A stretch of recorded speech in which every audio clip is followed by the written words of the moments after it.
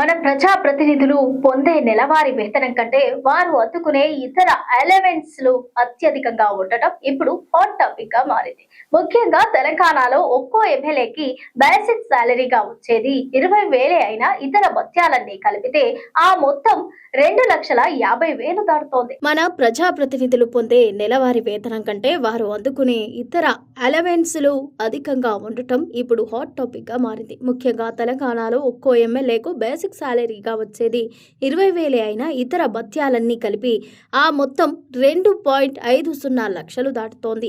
శాసనసభ్యులకు ప్రభుత్వం ప్రతి నెల నియోజకవర్గ అలవెన్స్ కింద 2.30 లక్షలను చెల్లించనుంది. ఇది కాకుండా ఒకవేళ వారు ప్రభుత్వ క్వార్టర్లలో నివసించకపోతే అదనంగా 25,000 వసతి భత్యాన్ని కూడా పొందుతారు.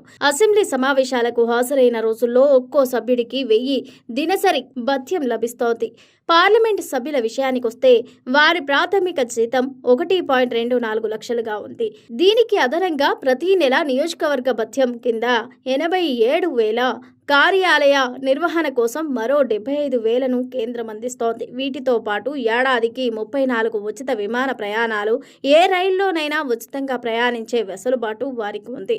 స్థానిక సంస్థల ప్రతినిధులైన సర్పంచులు, ఎంపీటీసీలకు వేతనాలు తక్కువగానే ఉన్నా ప్రభుత్వం వారికి ఉచిత రవాణా, ఇతర సౌకర్యాలను కల్పిస్తోంది. సర్పంచులు నెలకు 6,500 గౌరవ వేతనం పొందుతుండగా జెడ్పీటీసీలు, ఎంపీపీలు 13,000ను అందుకుంటున్నారు. పదవి విరమణ తర్వాత కూడా ఎమ్మెల్యేలు, ఎంపీలకు భారీగా పెన్షన్ సౌకర్యాలున్నాయి. ప్రజాప్రతినిధులు, వారి కుటుంబ సభ్యులకు ప్రభుత్వ ఖర్చుతోనే పూర్తిస్థాయి వైద్య సదుపాయాలు ఉచితంగా అందుతాయి. ఎంపీలకు ఢిల్లీలో ఉచిత నివాసంతో పాటు ఏడాదికి 50,000 యూనిట్ల విద్యుత్, 4,000 కిలోమీటర్ల నీరు ఉచితంగా లభిస్తోంది. ప్రజా సేవ కోసం ఎన్నికైన వీరికి అందుతున్న ఈ భారీ ప్రయోజనాలపై ఇప్పుడు సామాన్యుల్లో చర్చ జరుగుతోంది.